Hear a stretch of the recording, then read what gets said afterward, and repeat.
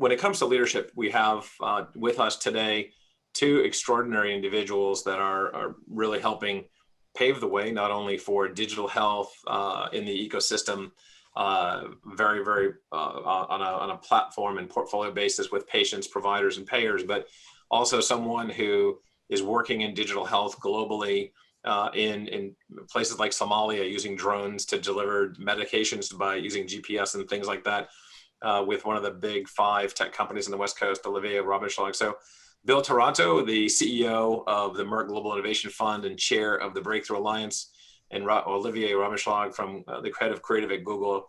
We welcome you both and thank you both for joining us today. Great. Thank you, Stan. Thank you.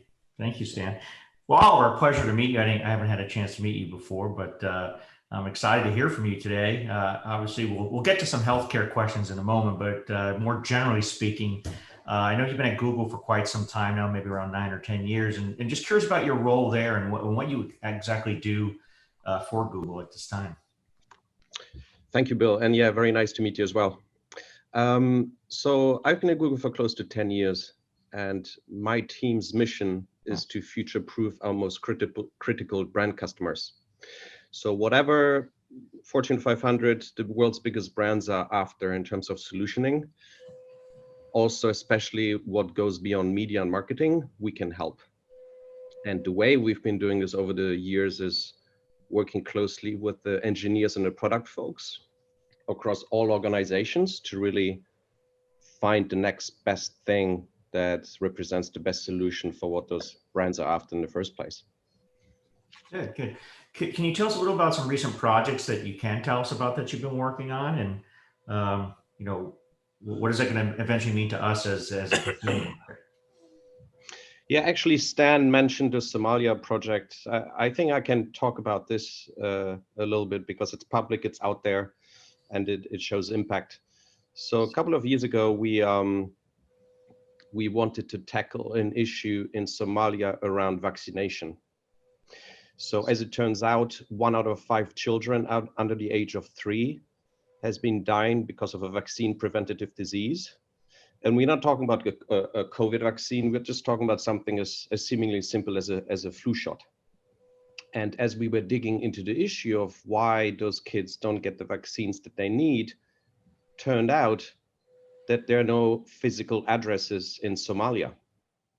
So as you can imagine, if you don't have a physical address, you know, it's not just from healthcare perspective tricky, but also about, you know, voting, running a business. Not having a physical address is a nightmare. And so when it comes to vaccination, we've been working closely with the International Rescue Committee. And they told us that they really have a hard time tracking who has gotten the vaccine, who hasn't. There are migration patterns in Somalia. There's civil war. I mean, it's a very tricky country with no internet, etc., where we wanted to solve that really big issue. And so what we did is, true to our philosophy of collaborating across Google organizations, we found those engineers in Zurich who figured out a way to translate latitude, longitude coordinates into 6-digit zip codes. And the accuracy is up to 3 square meters. And it doesn't even require the internet. So anyone can have a 6-digit zip code, and that is your address. And we found a way to link those addresses to patients and patients' data.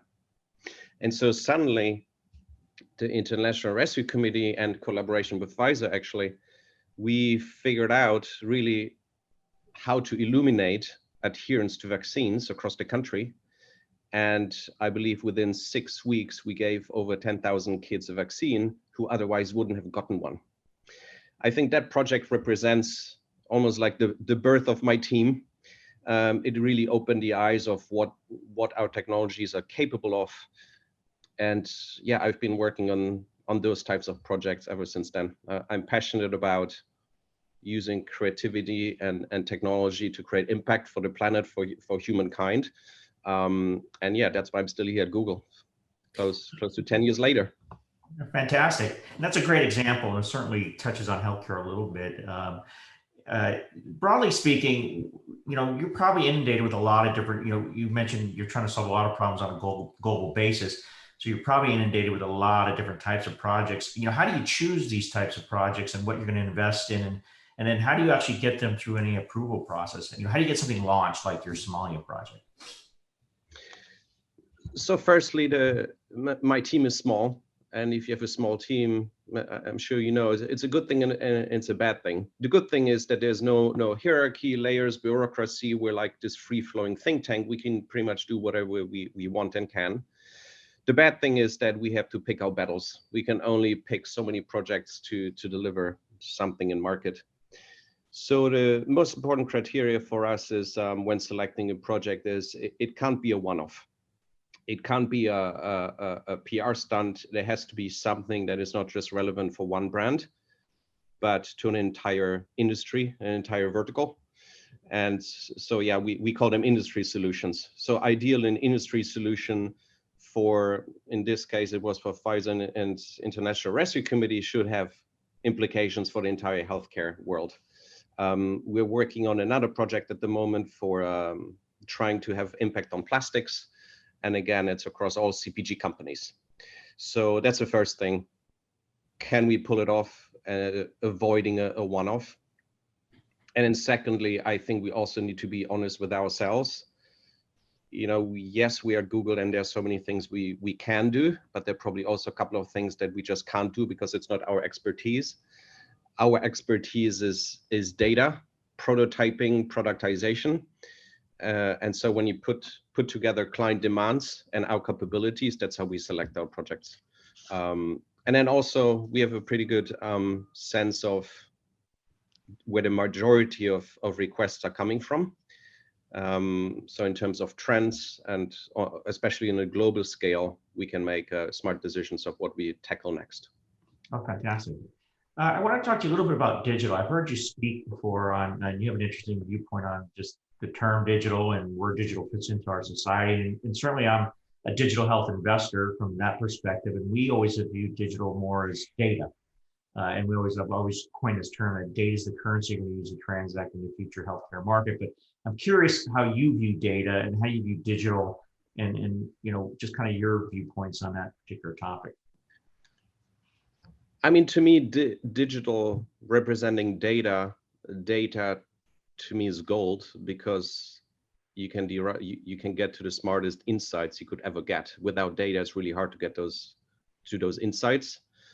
And when you think about the value of insights influencing strategies and quantifying impact before something even is being built, to me, digital is like the foundation for it all. If we didn't have data points, if we didn't have insights at the beginning of each of our projects, we couldn't get the approvals to proceed. We couldn't get client buy-in. So I think without data, at least in my world, in my team, that there would be no action.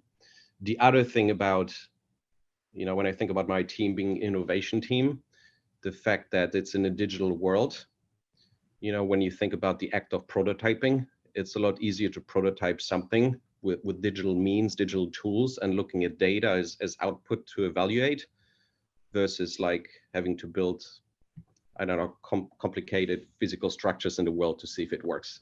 So I think speed to market and getting to those insights as quickly as we possibly can, I think that to me is the definition of digital. Okay, last question. Any last tips for our audience on just, we have entrepreneurs, investors, just, any words of wisdom for the audience out there on how you see the world? Well, I think when it comes to placing smart bets, even funny enough, me working at Google, I always go to Google first to see if that's really truly a new idea, or is it something that someone somewhere already thought of 8 years ago? And if so, what happened to it? Why was it successful? Why did it fail?